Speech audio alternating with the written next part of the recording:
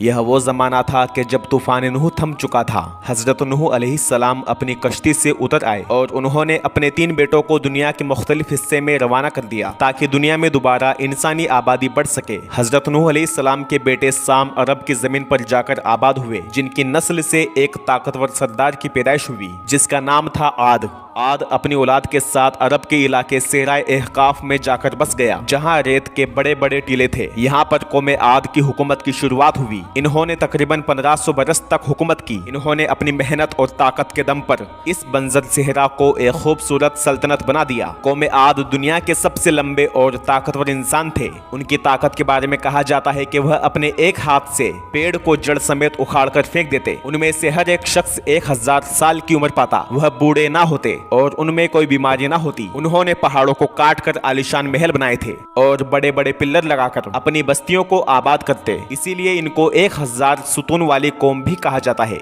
यह कौम उस दौर की सबसे ताकतवर सल्तनत थी। बस इसी बात का उनको तकब्बुर यानी घमंड हो गया और वो लोग जिना, बेहयाई, बुत परस्ती और कत्लो गारत में हद से ज्यादा बढ़ गए। तो अल्लाह ने हुद अलैहिस्सलाम को नबी बनाकर भेजा, जिन्होंने 50 साल तक इनको अल्लाह की तरफ बुलाया। लेकिन यह अपनी ताकत के नशे में इस कदर मदहोश थे कि कहने लगे कि हमसे ज्यादा ताकतवर कौन, अगर कोई है तो लाओ हमारे सामने। बस आ गया अल्लाह का अज़ाब और कई दिनों तक बारिश ना हुई और सारी बस्ती में सूखा पड़ गया। जानवर मरने लगे और कौम आद पानी के लिए तरसने लगी। हुद अलैहिस्सलाम अपने मानने वालों के साथ वहां से निकल गए और फिर अचानक एक तूफान शुरू हुआ जो इस कदर तेज तबाही वाला था कि इनके बड़े बड़े महल टूट कर गिरने लगे और यह ताकतवर लोग उस हवा के सामने टिक ना सके और हवा के साथ उड़कर अपने महलों से टकराने लगे। हवा का अज़ाब इस कदर तेज था कि कौम आद के भेजे बाहर आ गए। यह तूफानी अज़ाब 7 दिनों और 8 रातों तक मुसलसल चलता रहा और यह पूरा इलाका तबाह व बर्बाद हो गया और जमीन के नीचे दब गया, जिसके सबूत आज भी दिखाई देते हैं।